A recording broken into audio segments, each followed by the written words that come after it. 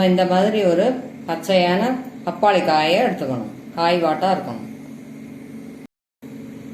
இப்போ இதோட தோலை சீவிடலாம்.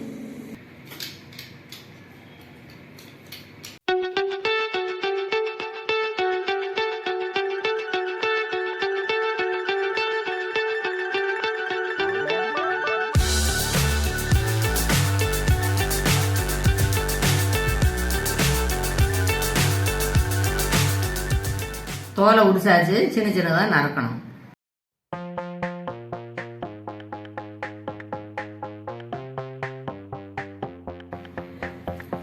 இந்த மாதிரி லேசு துண்டுகளாக போட்டுக்கணும்.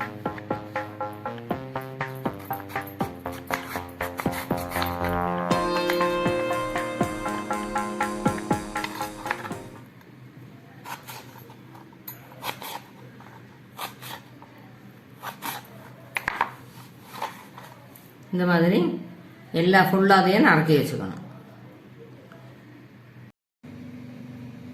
இந்த மாதிரி சின்ன ஸ்லைஸா இருக்கணும்.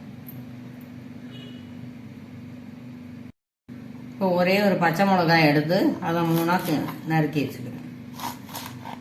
காரம் ஜாஸ்தி வேணும்னாக்கா இன்னும் ஒரு மிளகா கூட போட்டுக்கோங்க. இது கூட போட்டுடலாம்.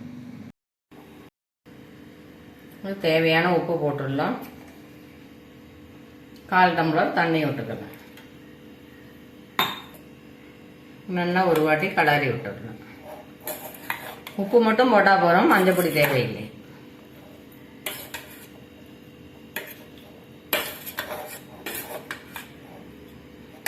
சாஃப்டாக அப்படி கலரி விட்டால் போகிறோம். இல்லைன்னா உடஞ்சி போயிடும். ரொம்ப ஹார்டாக கலரினோம்னாக்கா பீஸ் ஆகிடும், நல்லா இருக்காது.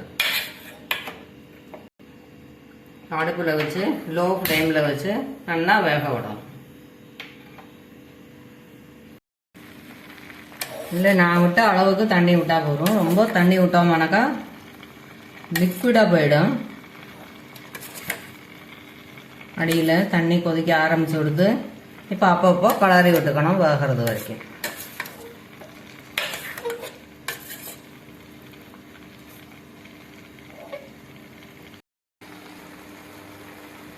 நல்லா வெந்துடுது.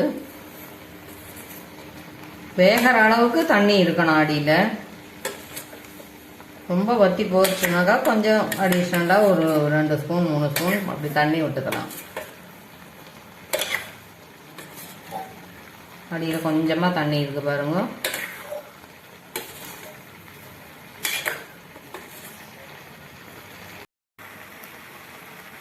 அடுப்பை ஆஃப் பண்ணிடலாம். இதில் தாளிக்க தேவையில்லை. அதுக்கு பதிலாக பச்சை தேங்காய் எண்ணெயை விட்டுடணும். ஒரு 3-4 டீஸ்பூன் விட்டோம்னாக்கா நல்ல டேஸ்டாக இருக்கும். சூடோடு விடணும். சூடாக இருக்கும்போதே விட்டோம்னா தான் நல்லா இருக்கும். அப்படி ஒரு வாட்டி கலரி வச்சுட்டோம்னாக்கா ரெடி ஆகிடும்.